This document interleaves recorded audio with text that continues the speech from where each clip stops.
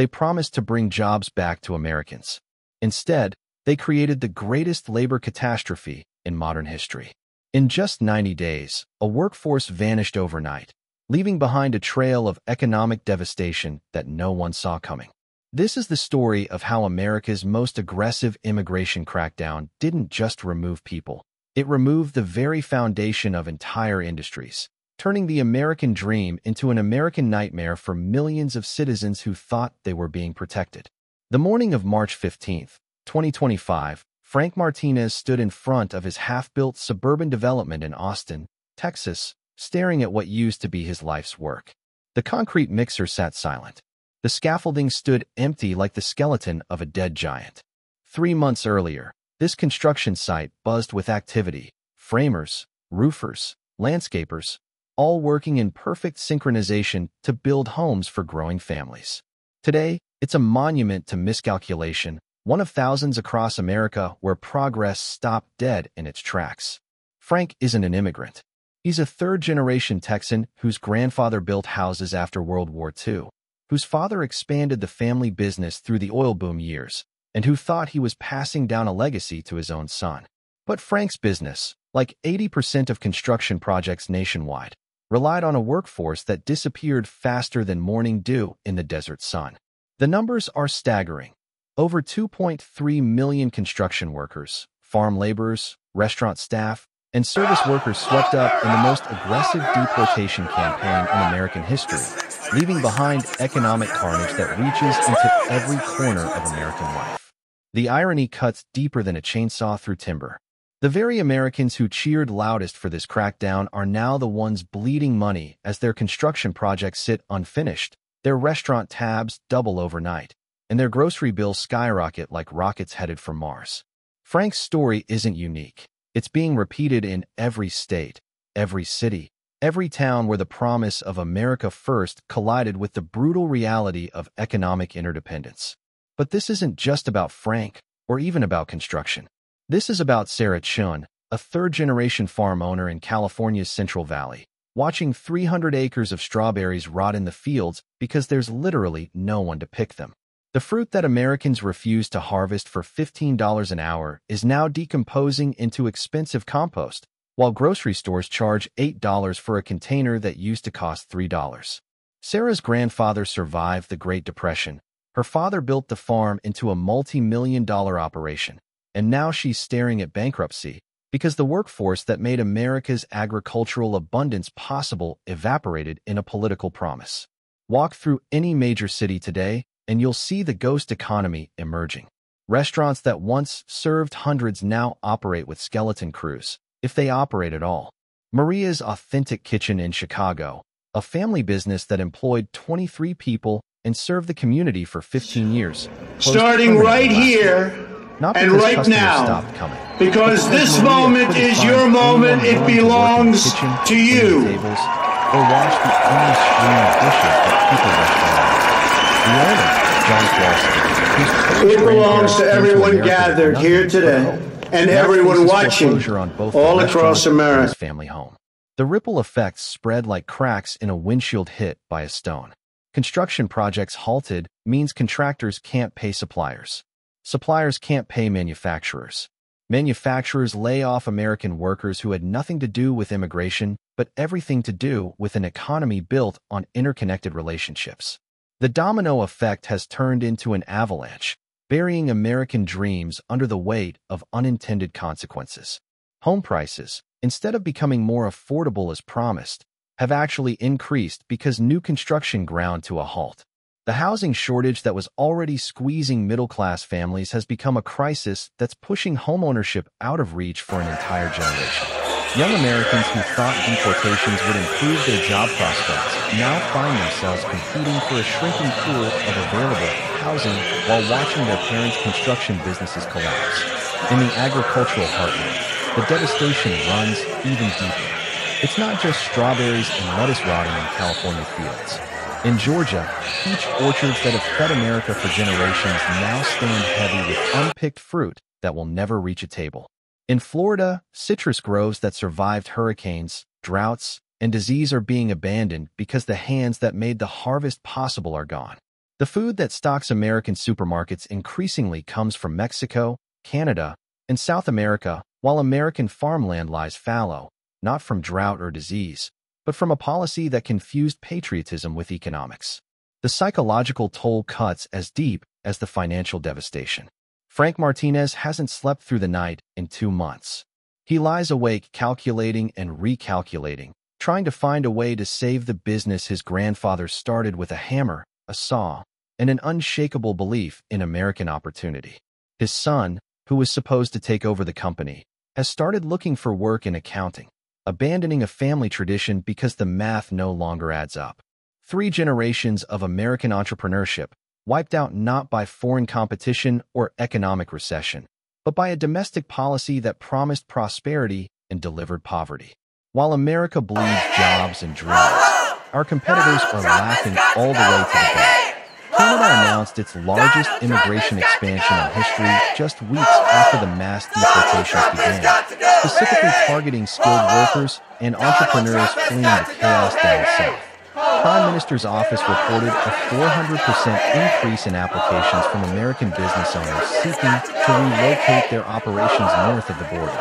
Australia launched its American Brain Gain program, offering fast-track visas to displaced workers and business owners.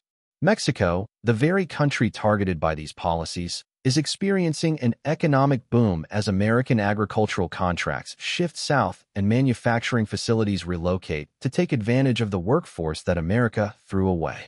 The global reshuffling isn't just about labor, it's about leadership. While American construction sites stand empty, Chinese companies are securing multi-billion-dollar infrastructure contracts in Latin America, Africa, and Southeast Asia, using the very workers that America rejected. Brazilian agricultural exports to Asia have increased by 300% in 6 months as American farms struggle to harvest their crops. The America First policy has become America Last in the global marketplace as international buyers seek reliable suppliers who can actually deliver their products. But the human cost extends far beyond economics into the fabric of American communities themselves. Small towns across the Midwest that were already struggling with population decline have become ghost towns virtually overnight. Worthington, Minnesota, population 13,000, lost nearly 30% of its residents in the deportation sweeps. The local hospital, already operating on thin margins, had to close its emergency room because half its support staff disappeared. The school district, which had been celebrating its diversity programs just months before, now faces closure as enrollment plummeted and bilingual teachers fled to states with sanctuary policies. Dr. Jennifer Walsh, a pediatrician who has practiced in Worthington for 12 years, describes walking through neighborhoods that used to ring with children's laughter and now echo with the hollow sound of abandonment.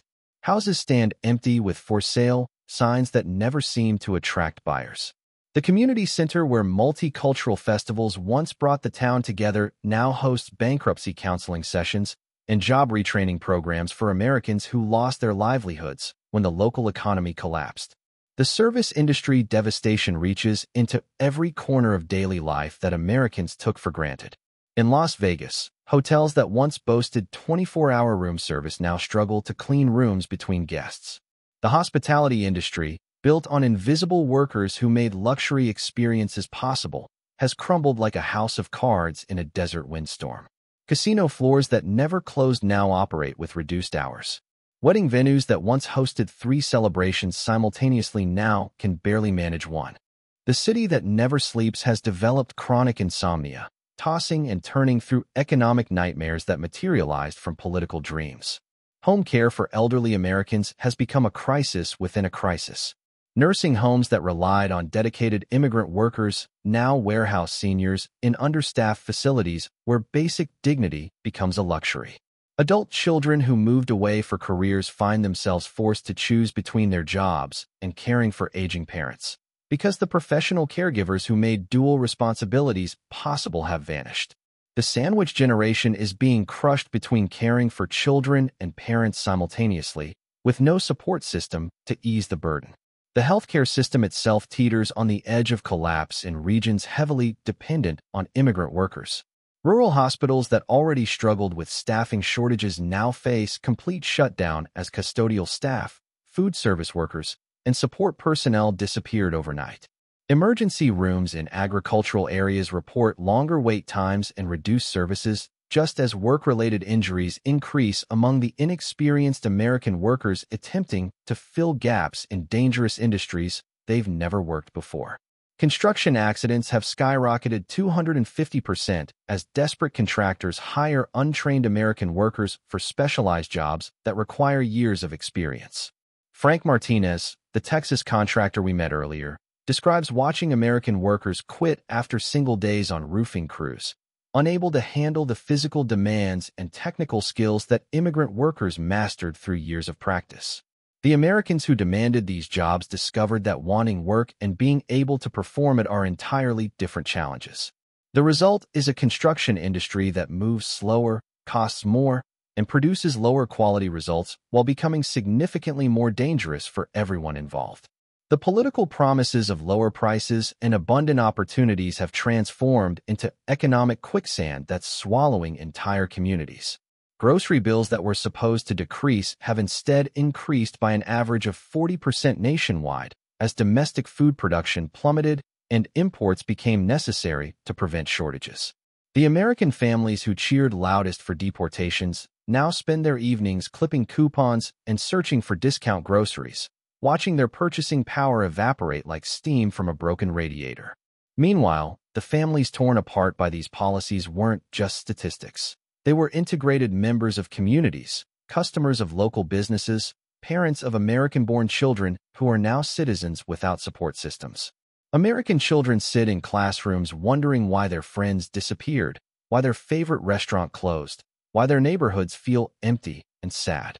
These American children, voters of the future, are learning that citizenship can be conditional and community can be destroyed by the stroke of a pen.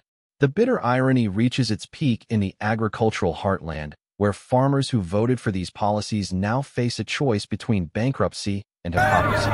Some have quietly begun hiring workers from Mexico through temporary visa programs, paying premium wages for the same labor they celebrated earlier. Others have sold their land to foreign agricultural corporations that import workers legally but operate outside American communities. The family farms that were supposed to be saved by America First policies are being consumed by international agribusiness that can afford to navigate the complex legal landscape that family farmers cannot. As winter approaches and the full impact of the labor shortage becomes undeniable, America faces a reckoning with the difference between campaign promises and economic reality. The construction projects that should have housed growing families stand unfinished.